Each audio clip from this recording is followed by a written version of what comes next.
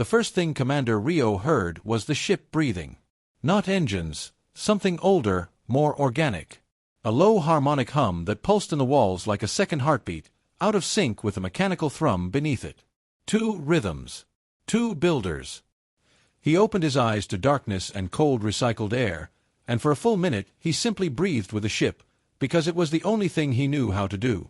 His name came to him slowly, like sediment settling after a disturbance. Ryo. Commander. The rank felt true in the way that words feel true before you understand them, instinctively, in the body rather than the mind. Beyond that, nothing. A clean white void where a life should have been.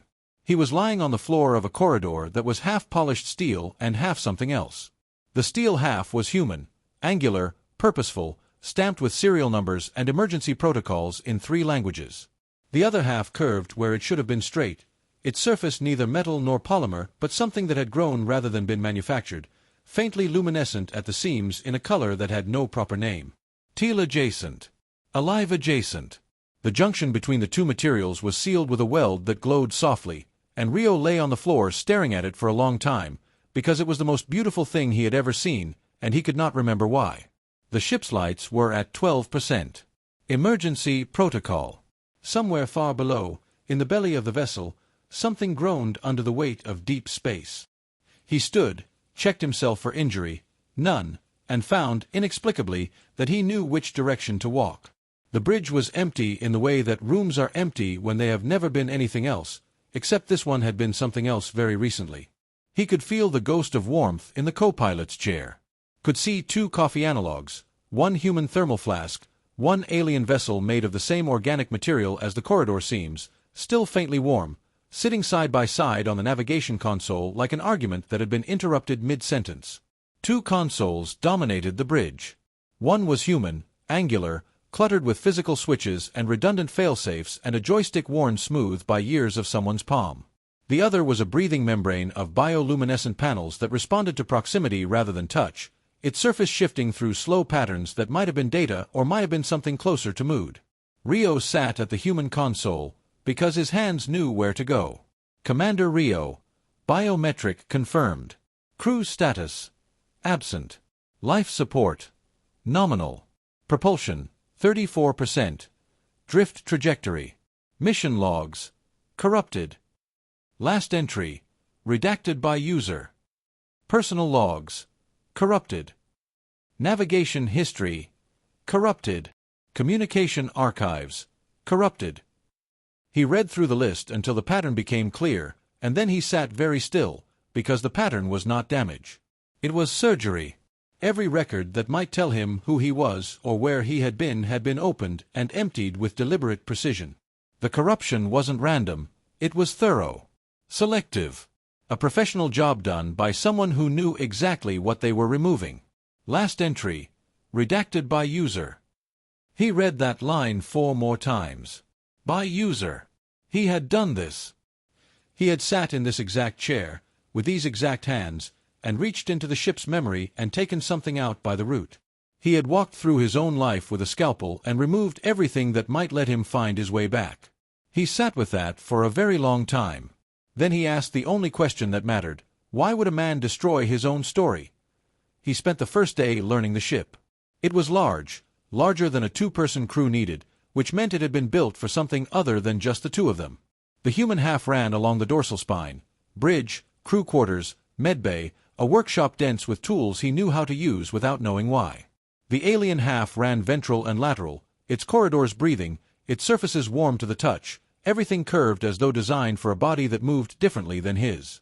The 2 halves were connected at 7 junctions, each one sealed with that luminous weld, each one slightly different in color, as if whoever had joined them had used a different frequency of light each time, tracking their progress. He found his quarters. A bunk, a desk, a photograph pinned to the wall of a woman and a boy, the photograph so old it had begun to silver at the edges. He did not know who they were. He turned them face down, gently, because looking at strangers who loved him felt like trespassing. He found the alien quarters. They were on the ship's starboard side, where the hull transitioned to the organic material, and the room inside was not a room in any human sense. No surfaces flat enough to call a floor, no furniture, just a series of contoured depressions in the wall substance, each one slightly different, as if the room had been learning the shape of its occupant over time. In the center of the room, a cluster of objects, small, made of the same organic material, arranged with a care that suggested ritual. He didn't touch them. He found the engineering bay on the second day. It was the largest space on the ship, occupying most of the vessel's midsection, where the human and alien architectures were most thoroughly interwoven. This was where the two builders had done their most ambitious work. The propulsion system was a hybrid unlike anything Ryo could name, human magnetic containment married to something alien that seemed to generate thrust by a principle he couldn't parse from looking at it. The workbenches were littered with tools from both traditions. On a shared whiteboard, half chalkboard, half the luminescent membrane, equations trailed off mid-line, abandoned in what looked like excitement rather than defeat. In the center of the bay, where the floor was scored with a perfect circle approximately 3 meters in diameter, there was nothing. The circle was clean. Conspicuously, deliberately clean, in a bay where everything else was covered in the productive grime of long work. Whatever had stood in that circle had been removed with the same care as the ship's memories. He almost walked past the ghost drive. It was tucked into a partition behind the secondary coolant exchange, a partition that didn't appear on the ship's manifest, that the ship's own systems declined to acknowledge when queried. Half the drive's architecture was human, the kind of encrypted black box recorder used on long-haul deep space missions.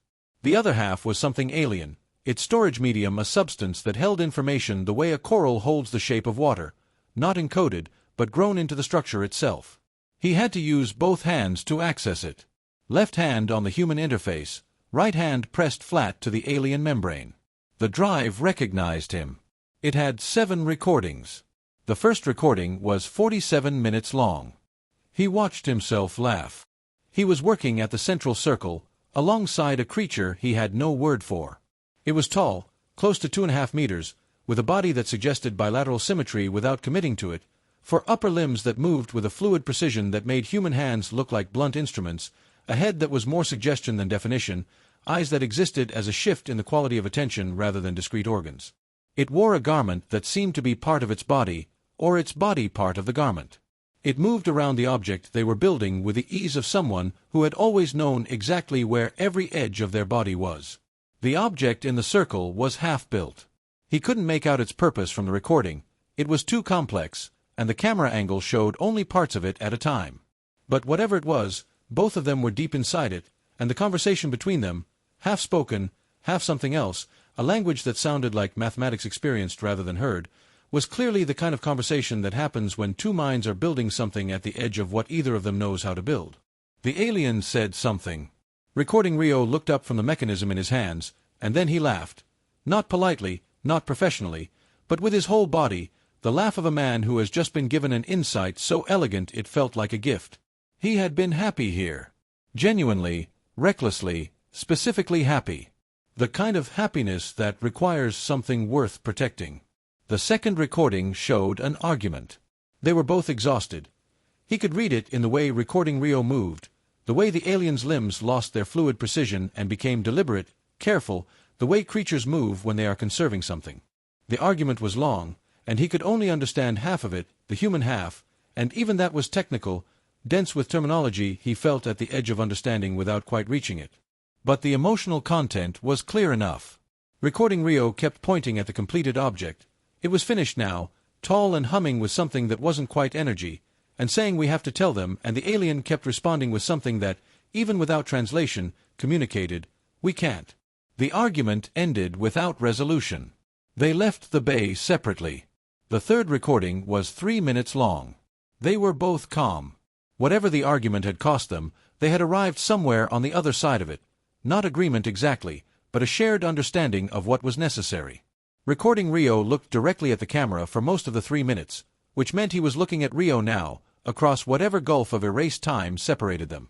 I'm going to try to explain this clearly, he said, because if you're watching this, everything else is gone and you have nothing but what I give you now. So listen carefully.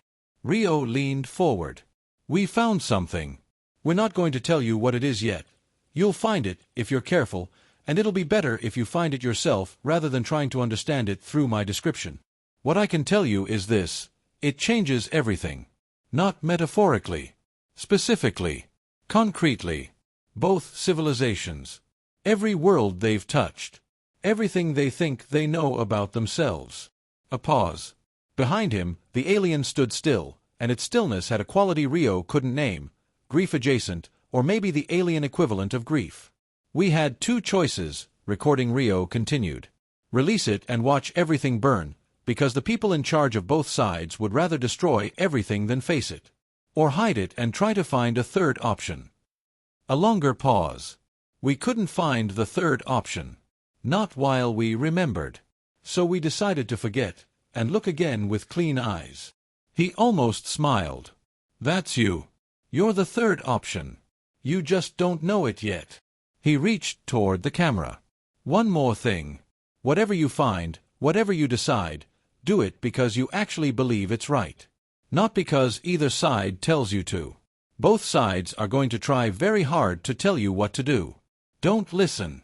We didn't erase everything to hand you from one set of orders to another. The recording ended. The boarding klaxon sounded on the third day. Ryo was in the alien half of the ship, pressed against a curved wall in a corridor that glowed faintly around him, when the sound tore through the vessel like a decision. He moved without thinking, the body remembering what the mind had forgotten, through 3 junctions and up a maintenance shaft to the secondary observation deck, where the security feeds showed him everything. 6 figures, ventral airlock, pressure suits with no insignia. The suits themselves were civilian-grade modified, the kind of modification that cost more than the original suit and served only one purpose, not being identified. They moved through the lower decks with practiced efficiency, scanning with instruments he didn't recognize, pulling panels in sequence, clearly following a search pattern they had rehearsed. They were looking for the archive. That was what recording Ryo had called the object from the circle, the archive. They hadn't found it because it wasn't in the circle anymore. It was somewhere else. Ryo didn't know where yet. He spent the next hour on the human comm systems, pulling fragments from the corrupted communications archive, not the content, which was gone, but the metadata, the transmission echoes, the ghost of signals received and sent. The picture that emerged was not a surprise, but it was still a cold thing to hold. The human military had been tracking this ship for weeks.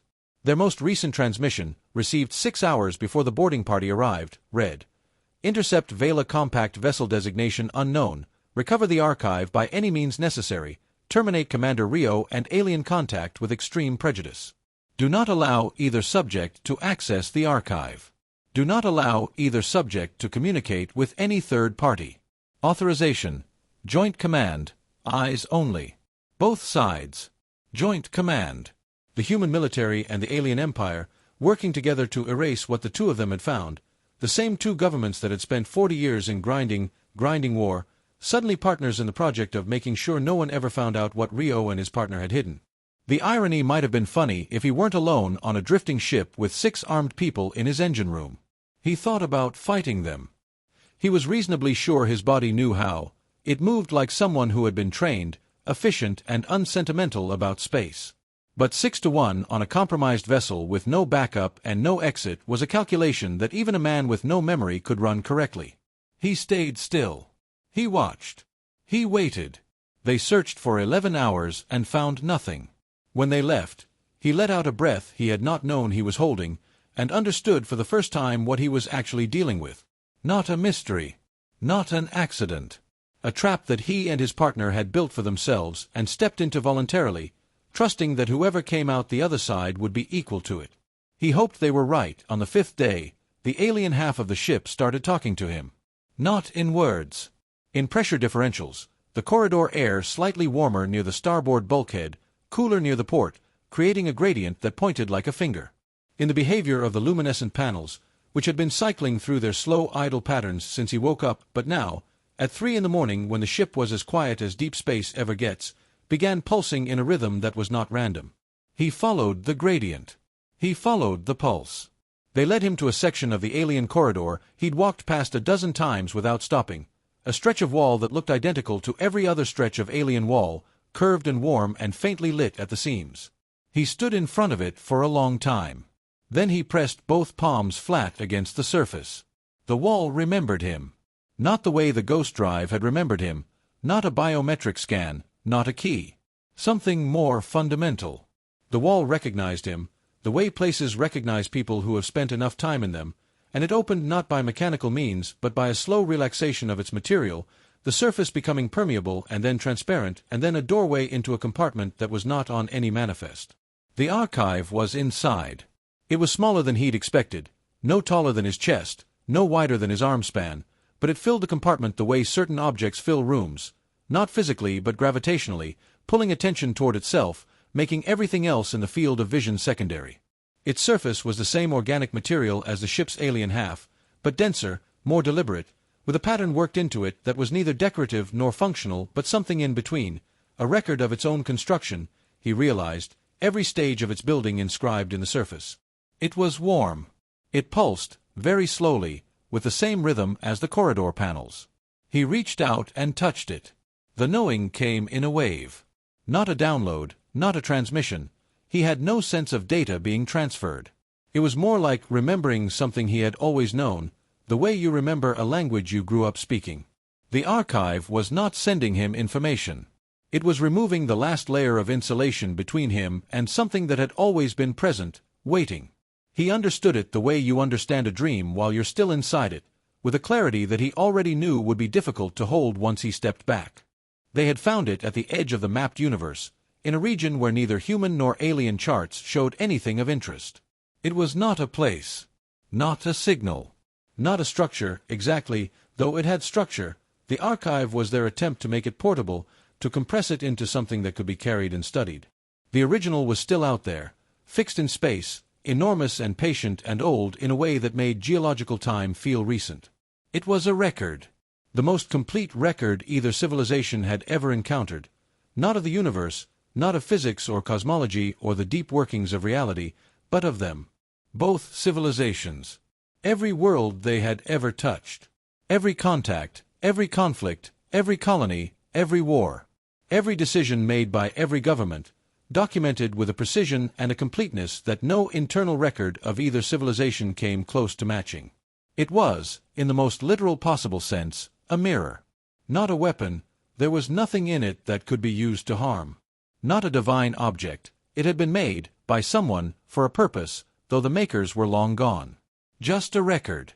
Just everything they had actually done, stripped of justification and narrative and the convenient forgetting that all civilizations practiced to survive themselves. The human military looked at it and saw a weapon. In the wrong hands, it could destabilize every alliance, justify every enemy, end every war by ending the governments that were fighting them.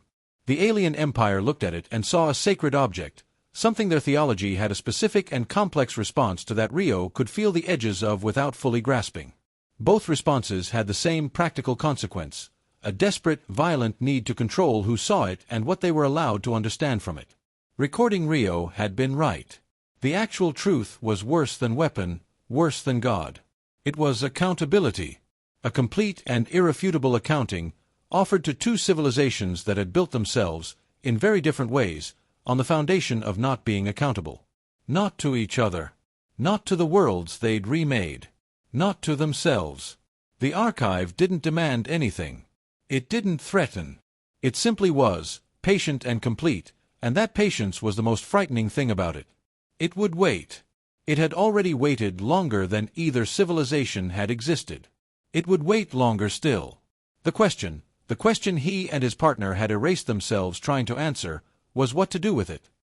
He sat on the floor of the hidden compartment for a long time, with his back against the wall and the archive warm beside him, and thought. The fourth recording, which he'd watched on the second day, showed an earlier version of this same moment, recording Ryo sitting in the engineering bay with the completed archive, alone, at what looked like 3 a.m, face in his hands. Not weeping. Just thinking, with the whole weight of what he knew pressing down. The fifth recording showed his partner doing the same thing, later the same night, in their quarters. The alien equivalent of sitting with hands over face, if you translated it through a body with different architecture, was somehow recognizably the same gesture. Ryo had watched it and felt something break open in his chest, the recognition of a specific kind of suffering shared across the most fundamental possible differences. The sixth recording was the last one they'd made together.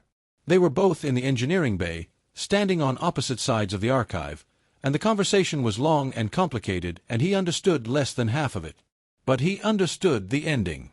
They had decided. We can't release it to either side, Recording Ryo said. Their first move will be to bury it, and their second move will be to bury us.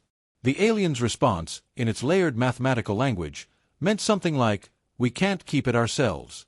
Every minute we carry this, we become a target and a liability. So we hide it, Recording Ryo said. And we forget where we hid it. And we go back to before we found it, except we don't. We go back as different people, people who had this and let it go, and we see if that changes what we do next. A long pause. And if neither of us remembers, his partner said, who will find it? Recording Ryo looked at the archive. Someone will. It waited this long. It can wait a little longer. For what? For us to be ready. The seventh recording was short. 12 seconds. Recording Ryo, alone on the bridge. The ship was dark. Darker than it was now, which meant this was made right before the memory erasure, right at the end of knowing.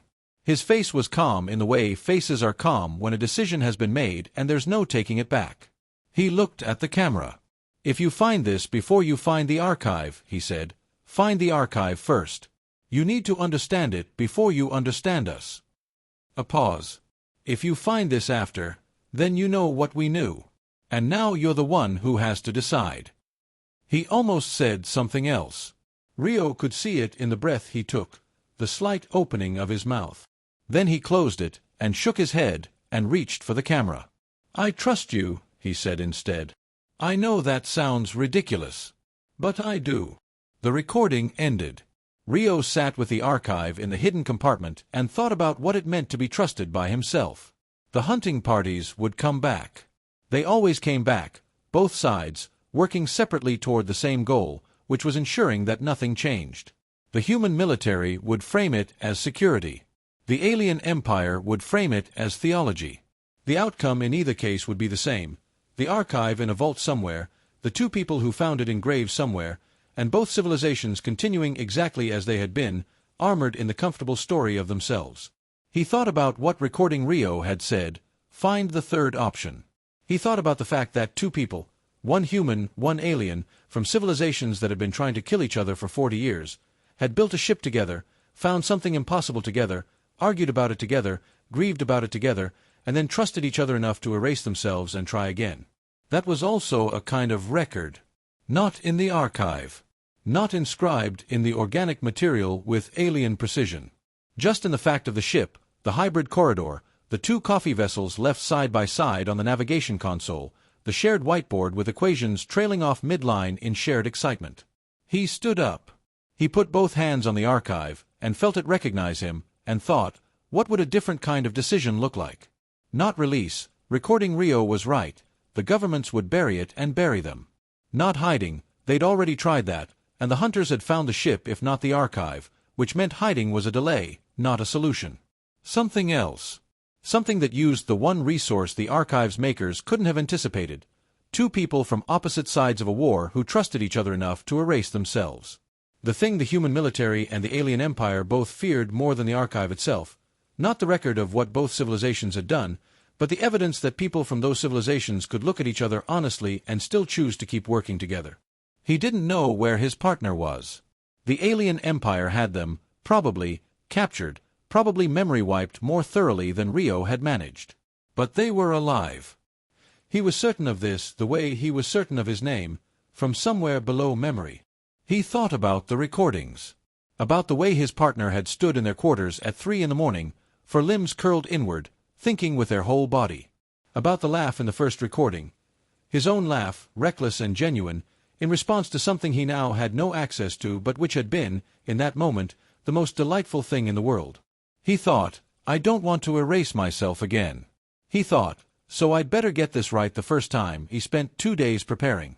He accessed every system on both halves of the ship that hadn't been corrupted by his own surgery.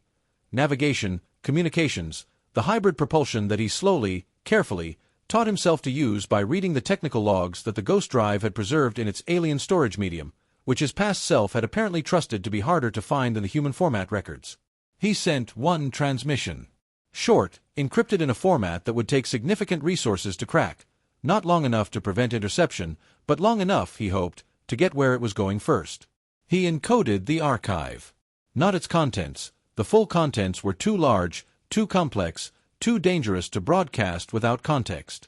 But the existence of it, where it was found, the coordinates of the original, still patient and enormous at the edge of the mapped universe, and the count of two people, one human, one alien, who had found it together and chosen not to bury it and not to weaponize it and not to make it holy, but to bring it back and argue about it honestly in front of whoever was willing to watch. He addressed the transmission to every independent archive, every unaffiliated research institution, every free press operation, every network that existed outside the direct control of either the human military or the alien empire, on every world he could reach from this position in space. It was not enough people, and some of them would be infiltrated, and some would be afraid, and some would be bought. But some wouldn't. Some would be stubborn enough and curious enough and human enough and alien enough. He was starting to understand the terms were not opposites, to look at the record and say, what do we do with this? And mean it as a genuine question rather than a prelude to an answer they'd already decided on. He sent the transmission. Then he went back to the hidden compartment and sat with the archive for a while, feeling the warmth of it, the slow pulse. He thought, we built a ship together. We found something together. We forgot ourselves together and came back to it. That's in the record too, even if it isn't written down. He thought, maybe that's the third option. Not what we do with the information. What we become by having had it. He didn't know if that was wisdom or wishfulness. Recording Ryo probably hadn't known either. That seemed, somehow, like the right condition for making the decision. He stood and carried the archive out of the hidden compartment and walked with it through the junction between the two halves of the ship, the luminous weld warm under his free hand, and set it down in the center of the engineering bay in the clean circle where it had been built. Then he went to the bridge, sat at the human console, and turned the ship toward the coordinates that the archive's knowing had left in him. Toward wherever his partner was. Toward whatever came next. Outside, the ship breathed its double rhythm, one mechanical, one organic, out of sync and perfectly matched, and moved through a universe that was exactly as old and patient and complicated as it had always been, and did not care at all about the small warm light moving slowly through it, except in the way that everything always cares about the things that are still trying.